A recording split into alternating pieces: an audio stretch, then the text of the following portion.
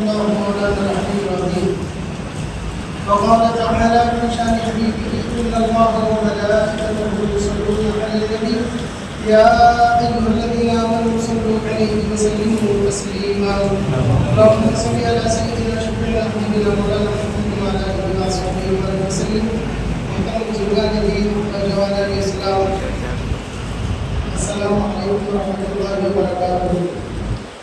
عزیزان دستور، راستہ، قانون، اس کے کئی معنی ہیں ملت. تو اب دیکھیں یہاں پر کیا بیان کیا گیا. آپ کی سیرت طیبہ بہت وسیع ہے. آپ کی جو ہسٹری ہے حضرت ابراہیم علیہ السلام کی بہت وسیع ہے. ہم پورا اس مختصر وقت میں وہ بیان نہیں کر سکتے، لیکن ایک نقطہ آپ کے سامنے بیان کرتا چلوں. حضرت ابراہیم علیہ السلام کی خوبیوں میں سے ایک خوبی یہ تھی مہمان کی ضیافت کرنا. آپ کبھی بھی اس وقت تک اپنے گھر میں ایک نوالا نہیں اٹھاتے تھے جب تک کہ کسی مہمان کو کھانا نہیں کھلاتے تھے. تو جتنا بھی وہ کھلاتے تھے رب تبارک و تعالیٰ ان کے گھر میں ویسے برکتیں عطا فرماتے. تو ایک دن یہ چاہا کہ پورا میرا مال ختم ہو جائے، میں اللہ کے راستے میں مفلس ہو جاؤں، یہ سمجھے تو لہٰذا کئی لوگوں کو کھانا کھلائے. دوسرے دن اللہ تبارک و تعالیٰ اس سے دگنا مال ہوا تھا.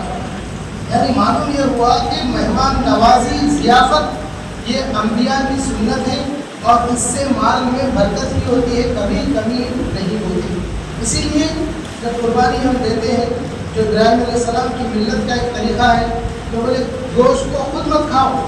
یہ تو غیروں کا طریقہ ہے جو گھر میں ذبح کر کے خود گوشت کھاتے، لیکن مسلمان وہ ہوتا ہے اپنے گھر میں اپنے خود کے مال سے ذبح کیا ہوا جانور کا گوشت وہ اس وقت تک اپنے منہ میں نہیں ڈالتا جب تک کہ اپنے رشتہ دار اور غریبوں کو گوشت تقسیم نہیں کرتا.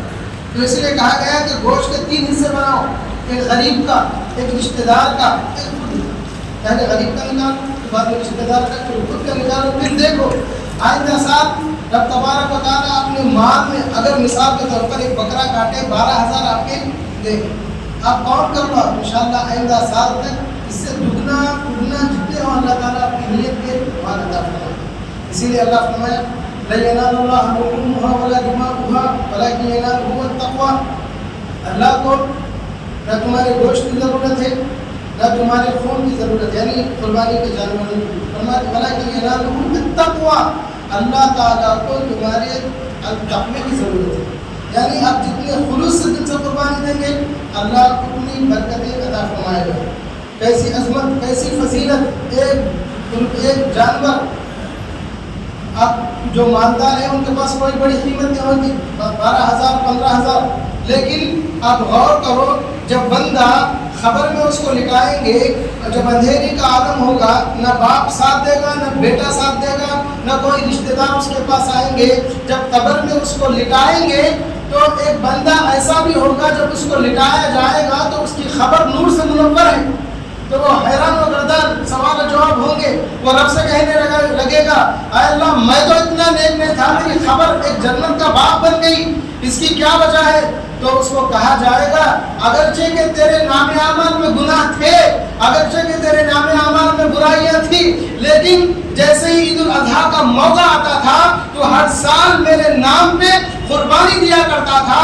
وہ قربانی کے جانور کے جتنے بال ہیں اللہ تعالیٰ اتنے بالوں کے برابر تم کو نیکیاں عطا فرمایا. آج وہ نیکیاں تمہارے خبر میں نورانیت عطا فرما رہے ہیں. یعنی اتنی برکت ہوتی ہے قربانی کی. بندوں کو نہیں معلوم، جب قبر میں جاتے تب معلوم ہوتا ہے کہ قربانی کی اتنی فضیلت ہے. لہٰذا جب ہم دنیا میں ہیں اللہ بات دیا اسی وقت ہم اس کا لحاظ کرنا ہے. اور ایک دوسری بات اب دیکھیں، جیسے ابراہیم علیہ السلام کو حکم آیا اپنے بیٹے کو ذبح کرو، ابراہیم علیہ السلام بیٹے سے کہا، ایک دن دیکھے خواب، 2 دن دیکھے خواب، تیسرے دن بولے بیٹا میں ایسا خواب دیکھ رہا ہوں. تو وہ بیٹا بھی دیکھے کیسا بیٹا تھا، اخلاق کے پیکر. اور ایک بات، اخلاق کے ایسے پیکر تھے، ایسے ان کو اللہ نے اخلاق حسنہ سے آراز فرمایا. وہ کچھ بھی نہیں بولے، انہوں نے کہا کس کا حکم ہے ابا جان؟ بولی اللہ کا حکم ہے.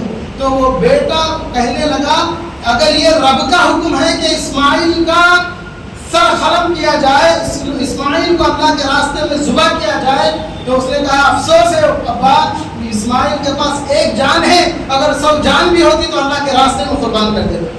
یعنی یہ جذبہ قربانی ہے انبیاء کرام کا جو ہم کو بتائے. اور دیکھیں یہ اس سے کیا سبق ملتا.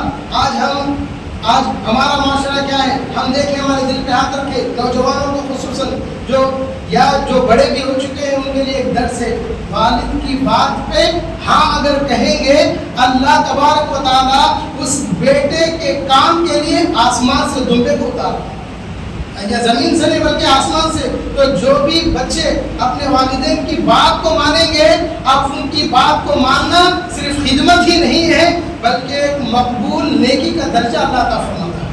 آج ہم بچوں کو کوئی چیز بولیں, یہ کیوں, یہ کس لیے, یہ وجہ کیا ہے, سب سوال کریں. اسماعیل علیہ السلام کو دیکھیں, ایک بار بولے تم کو ذبح کرنا ہے, یہ نہیں بولے بکرے کو ذبح کرنا ہے, یہ نہیں بولے کہ فلاں کرنا ہے. تو لہٰذا اولاد کو چاہیے کہ ابراہیم علیہ السلام کی سنت سے, آپ کی ملت سے یہ طریقہ ملتا ہے, والدین کے رضامندی میں رب کی رضامندی ہے, والدین کی نافرمانی میں رب کی ناراضگی ہے. آپ دیکھیں کتنے ایسے گھر ہوں گے جس میں عید منا رہے, والدین موجود نہیں ہیں, کسی کو ماں کی یاد آتی, ماں نہیں ہے, کسی کو باپ والد صاحب کی یاد آتی, والد صاحب نہیں ہے.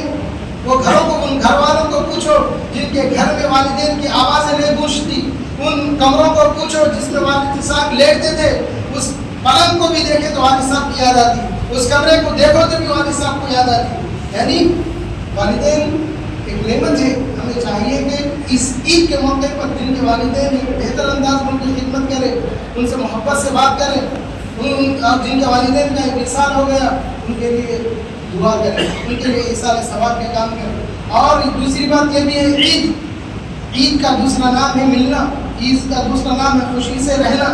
لہٰذا ہو سکتا ہے رشتہ داروں میں کوئی نااتفاقی ہوئی ہوگی, کسی بھائی سے ناراض ہوں گے, چاچا سے ناراض ہوں گے, پھپھو سے ناراض ہوں گے. یہ ایک دن سال میں